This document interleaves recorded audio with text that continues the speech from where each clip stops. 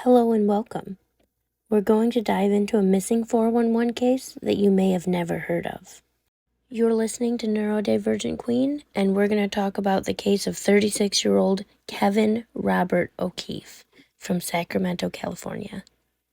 O'Keefe went to Alaska with intentions to solo camp and day hike in Alaska's Glacier Bay National Park, specifically the East Arm, known as Wolf Point. Glacier Bay is a heavily remote area of Alaska, where many rivers fed by the Pacific Ocean branch off into dense forests.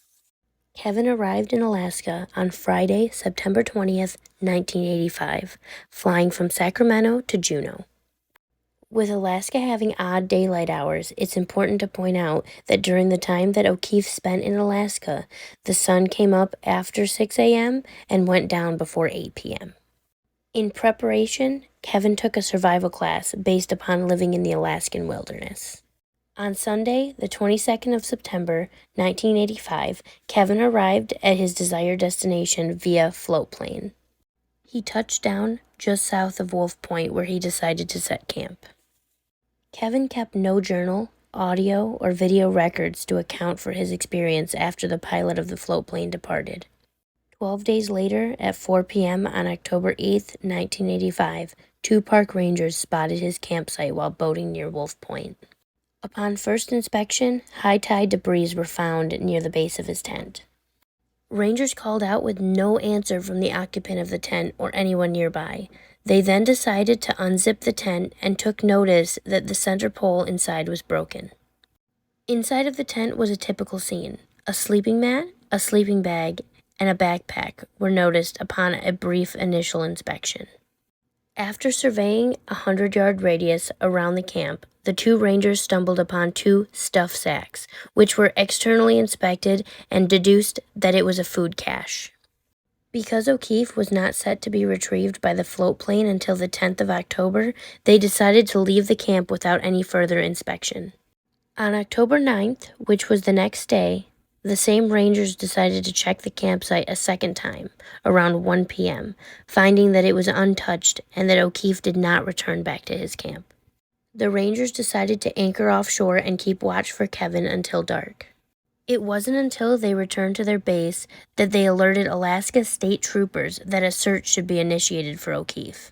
Because they believed him to be missing, the rangers requested a sea dog search along with a flyover. Sea dogs are sniffing dogs who can help locate missing people. No search was initiated that day, but a flyover was scheduled for 10 a.m. the next morning. Now, October 10th, 2 days after the rangers initially spotted the tent, his belongings were thoroughly checked, deducing that his hiking pack, food, water, survival literature, and other things that Kevin would not have went hiking without were found at his camp. A flyover was initiated with no findings. Ground searching was stopped until the sea dogs arrived so that the area would not be contaminated by additional human scent. Around 1:15 that day, O'Keefe's loved ones were contacted to alert them that he was missing and ask about his plans and inventory. His mother notified rangers that O'Keefe had planned only to camp and day hike near his camp. He would not have hiked overnight without returning to his base camp. At 2:30 p.m. that day, two dogs with their handlers arrived to search for signs of O'Keefe until dark, while another aerial search was being executed. Nothing more was found that day.